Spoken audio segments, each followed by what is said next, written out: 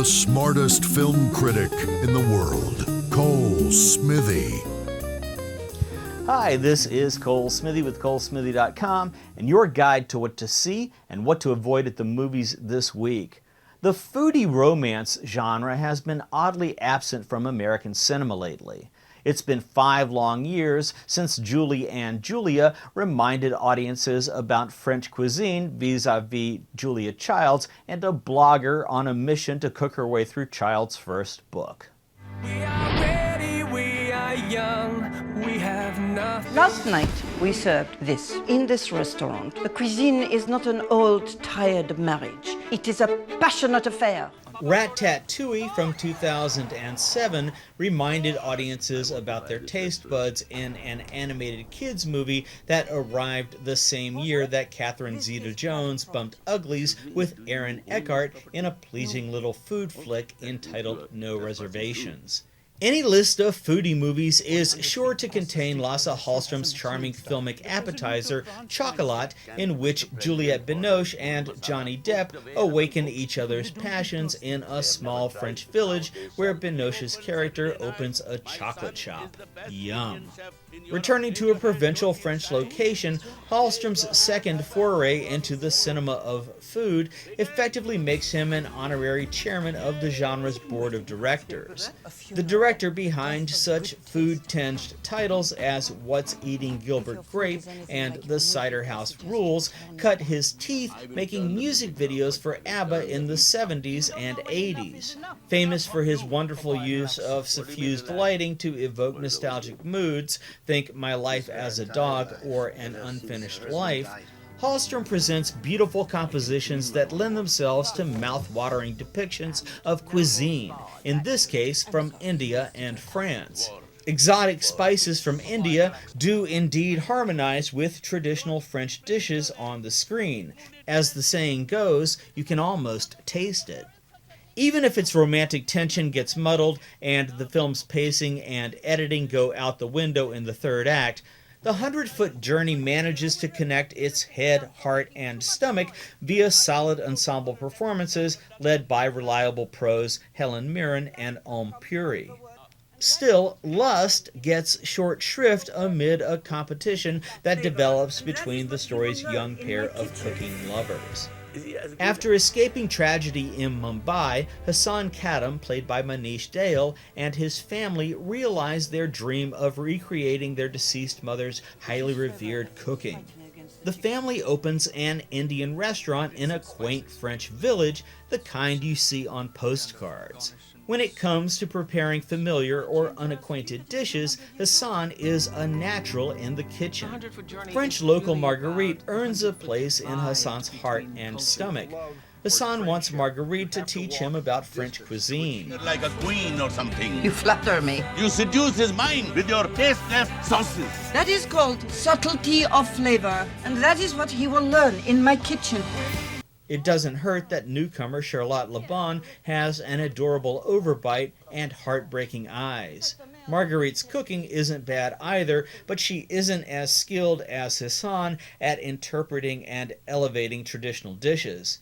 Herein springs the chef's competition that variously derails the groovy attraction between Manish Dayal and Charlotte Le Bon, however compelling the couple is on screen together.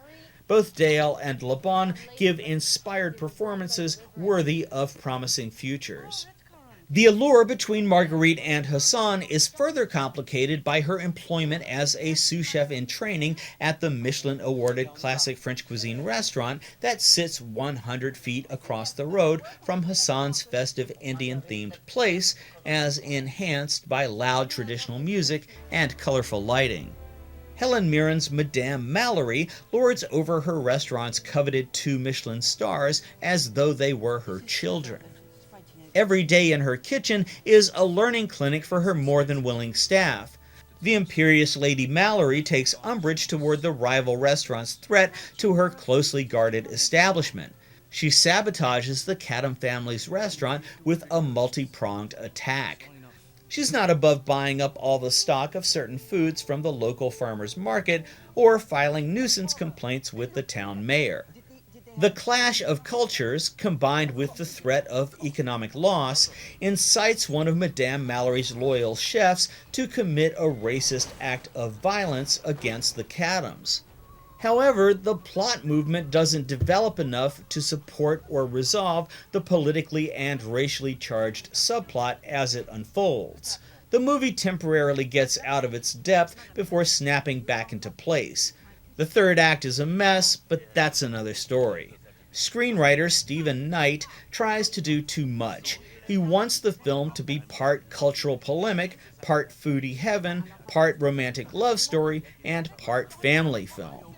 It's not that any of these elements needed to be mutually exclusive, but that they should fulfill the demands of the foodie movie genre. You'll get a sensory charge from Lasse Hallström's signature visual treatment of delicious plates, bowls, and pans of beautiful dishes made of fresh ingredients. Still, the film could have worked better if Knight would have stuck to a simpler formula. Romance, sex, and food go together like knife, fork, and spoon. Some spices. Why change a recipe that is 200 years old? Maybe 200 years is long enough. The authors stretch to make a bland political statement while conforming to the demands of a PG rating left no room for the sex part. For that kind of thing, check out Fina Torres' Woman on Top from 2000, starring Penelope Cruz as a Brazilian chef who moves to San Francisco. Hot, hot, hot. I give the 100-Foot Journey a B-. My sleeper pick is Deep Sea Challenge 3D, and my guilty pleasure pick is About Alex. My must-have DVDs are Secret State from Acorn, Days of Days, June 6, 1944 from PBS, and The Unforgiven from Kino Lorber.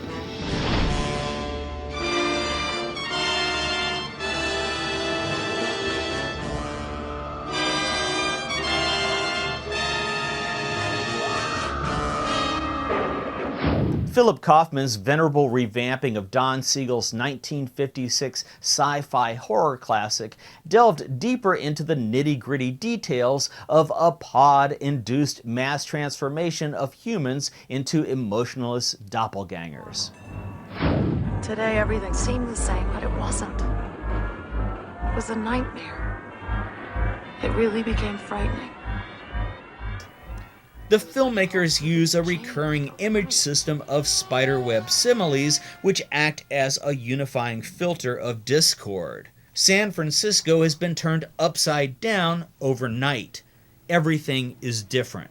Garbage collectors are busy on every street collecting the gray fuzzy waste from swapped out bodies.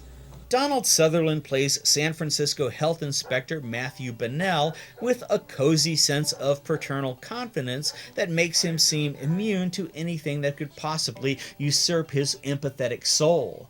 Civilization's sudden loss of compassion to a population of cold, conspiratorial aliens incapable of something as simple as laughter proves a terrifying idea when played out to its logical extreme. Casting Donald Sutherland in the lead role proved to be a coup for Kaufman. Strains of Sutherland's iconic performance in Nicholas Roeg's deeply disturbing psychological thriller Don't Look Now from 1973 carried over into Body Snatchers. Thematically, the film's allegory regarding viral groupthink has plenty of wiggle room for interpretation because it is so profoundly vague yet universal.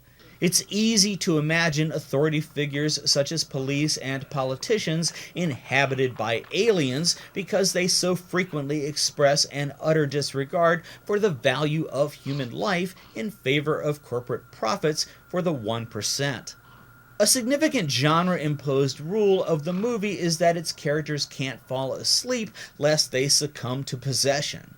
Doing so enables one of the recently arrived pods from space to produce an exact physical replica that will come to life after sucking the subject's body dry of its meat, bones, and brains.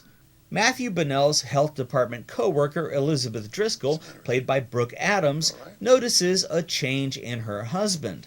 She alerts Matthew to her concerns just as it seems society has begun to flip. A man in a business suit inexplicably sprints through traffic. Kaufman sets his audience's teeth on edge with an inventive soundscape involving things like heartbeats. Sounds move between the film's Dolby stereo format, making the audience feel as if the action is taking place around them. Kaufman's remake gets cameo endorsements from Don Siegel and from Kevin McCarthy, the lead actor from the original. Siegel plays a pod-changed cab driver taking Matthew and Elizabeth for a little ride. Kevin McCarthy's character is the same as in Siegel's movie, except that he seems even more desperate now.